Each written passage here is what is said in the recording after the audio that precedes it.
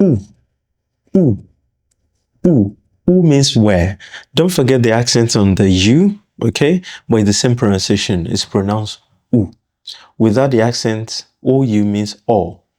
Où, same pronunciation. Now, où simply means where. It's used to ask questions about a place. If I wanted to ask, where is your brother? I'd say, où est ton frère? Où est ton frère? Okay? If I wanted to ask, where do you live? I could say, tu habites où? Tu habites où? Or, où habites-tu? You can see it could come anywhere. It could come in the front, it could come at the end of the sentence. However, you should note that in formal French, when I say formal French, I mean standard French. When you're talking in an official setting, you use the formal French. And to ask questions with où, we simply say où plus est-ce que and then a statement. Où plus est-ce que and then a statement or the complement. So if I wanted to ask where you live, I could say où est-ce que vous habitez? Où est-ce que vous habitez? Où est-ce que vous habitez? But if I want to be informal, I could simply say tu habites où? Vous habitez où? Okay? Vous habitez où? It means the same thing, but in different contexts. If I wanted to ask where do you work, I could say tu travailles où? Tu travailles où? Or I could use où est-ce que tu travailles? Où est-ce que tu travailles? Où est-ce que tu travailles? Where do you work? And then you can tell me, je travaille à Londres. Je travaille à Toulouse, and so on. Quand. Quand means when. When. Quand. Now, just like où, it can come before, it can come after. If it comes after, you need to raise your intonation. So, if I want to ask, when is it coming back? I could say, il revient quand? Il revient quand? When is it coming back? But if I want to say it's the formal way in standard French, I would say, quand est-ce qu'il revient? Quand est-ce qu'il revient? Quand est-ce qu'il revient? Now, you must have observed I'm saying quand te. Now, the rule says when quand is followed by a word that starts with a vowel, like est-ce que. The D, when you make the liaison, your link, the D will be pronounced t. That's why I'm saying quand est-ce qu'il revient. Okay, and not quand est-ce qu'il revient.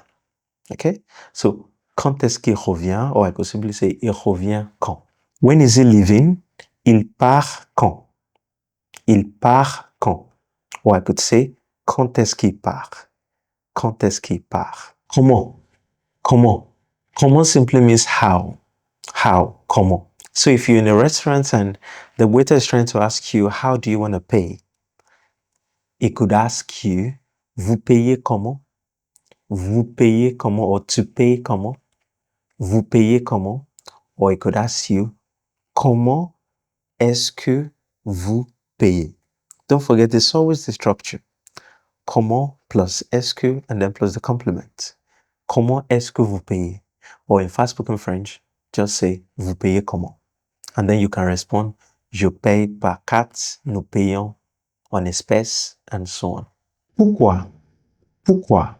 Pourquoi simply means why. Okay? Why?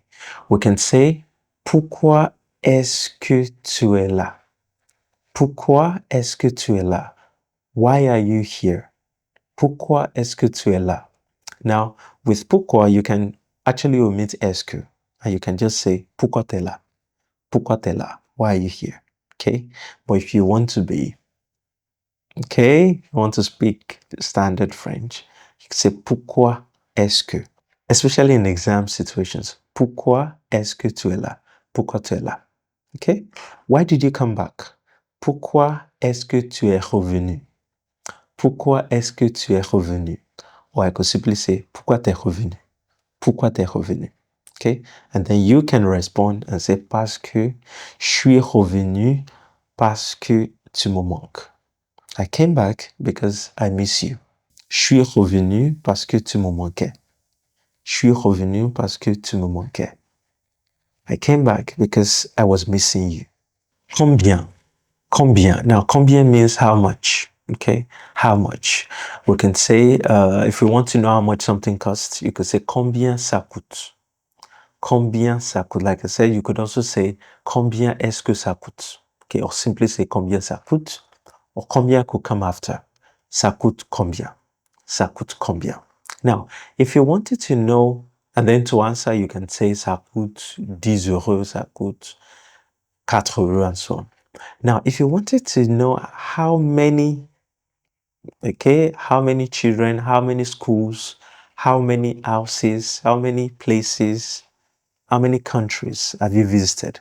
Okay, you could say combien de. Okay, so how many children do you have? Tu as combien d'enfants? Or vous avez combien d'enfants? Vous avez combien d'enfants? Okay, if I like, I can say combien d'enfants est-ce que vous avez? Combien d'enfants est-ce que vous avez? Now, if I like, I could also use the inversion. Combien d'enfants avez-vous? Combien d'enfants avez-vous? I'm not going to explain this now.